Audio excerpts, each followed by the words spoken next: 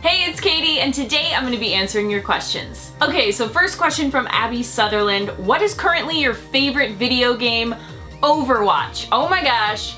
Still, I am obsessed with Overwatch. I'm gonna be playing this game for a very long time. Honestly, Overwatch is kind of the game that I can go and escape to because it's so much fun for me. So if I'm having like a really bad day, I could just go play Overwatch and it's so much fun. And I think that's the reason I haven't done a whole lot of Overwatch gameplay, because I like it to be my happy place where I can just go and play for as long as I want. I don't have to worry about anything. But yes, Overwatch I am currently still very obsessed with, but I just got Call of Duty Infinite Warfare. I'm gonna give that a shot too.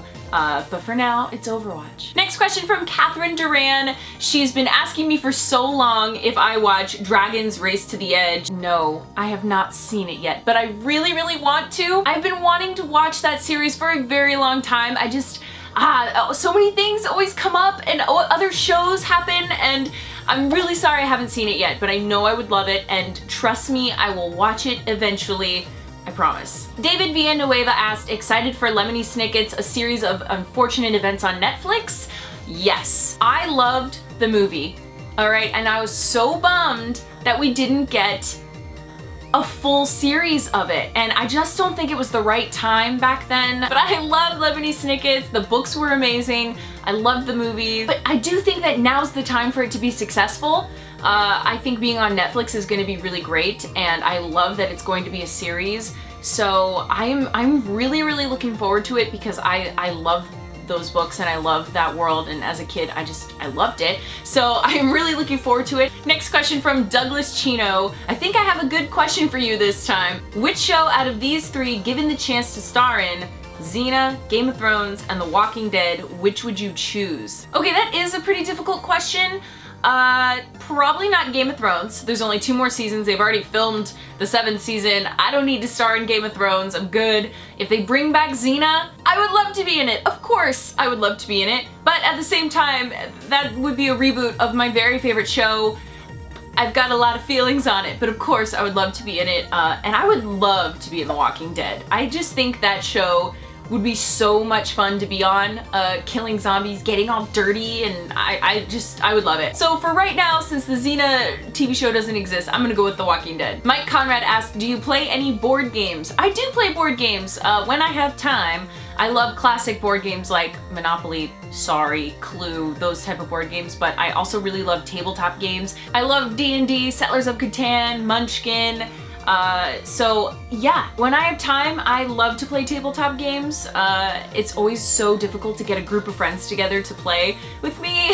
But yes, I do play board games. Phil Jones asked, where did the name Kingdom Geek come from? That's a really good question because when Fullscreen came to us and wanted to make a talk show with us, they basically gave us some free reign to decide our name, to help create the set, and create what we wanted to talk about and what we wanted the show to be like. So Andre and I spent days, weeks, months trying to come up with a name that fit our show. I'm very much the medieval fantasy television buff. He's the nostalgia, cartoons, and movie buff. So we were trying to find something that represented the both of us. And we really wanted Kingdom Geek to not just be a place for hardcore geeks, super fans. We also wanted it to be very warm and welcoming to someone who maybe only likes one geeky franchise, or maybe doesn't know a whole lot about it and wants to get more involved or wants to start liking some of these things. So we wanted it to feel like a place where everyone was welcome. So I think we were driving down to Disneyland and we just kept throwing all these silly names out, and I think Kingdom Geek was one that just stuck because we wanted it to feel like a giant place, like a kingdom, filled with all the things that we love, which happen to be, you know, geek related, pop culture, gaming, and we wanted everyone to feel welcome. So that's kind of where the name came from, and we told it to Fullscreen and they loved it, and that's how it came to be. Alright, so the last question is from Tady Morgan. Favorite underrated animated movie? I don't even know how to answer that. What makes it underrated? I have so many favorites. So for me, I think a lot of times if a movie is non-Disney, then they tend to be a little bit underrated, and I have so many favorite animated movies that are not Disney. But I'm not gonna pick Anastasia because I don't think that movie's underrated. I think a lot of people love that movie. I'll just tell you some of my favorites and you can decide if they're underrated. The Swan Princess, loved it as a kid, love it today. It's great. It is one of my very favorite animated movies. I love it to death. I also love The Prince of Egypt, which I feel like is underrated. It's not like you turn on the TV and see The Prince of Egypt.